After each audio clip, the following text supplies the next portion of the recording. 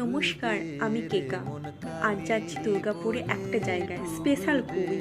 বীরভামপুর শ্মশানকালী মায়ের উচ্চতা প্রায় 30 ফুট। লোকে বলে মা খুবই জাগ্রত, সবাইকার কথাই শোনে। তাই যাচ্ছি আমরা সবাই মিলে। পাশাপাশি ঠাকুরগুলো দেখলাম, খুবই সুন্দর। মেলা বসেছে, অনেক কিছুই। তার সাথে ঝালমুড়ি আর ফুচকা তো আছেই। আর আমার জন্য তো স্পেশালি চাই, কারণ আমি চা খেতে খুবই ভালোবাসি। হ্যাঁ হ্যাঁ, যাচ্ছি যাচ্ছি।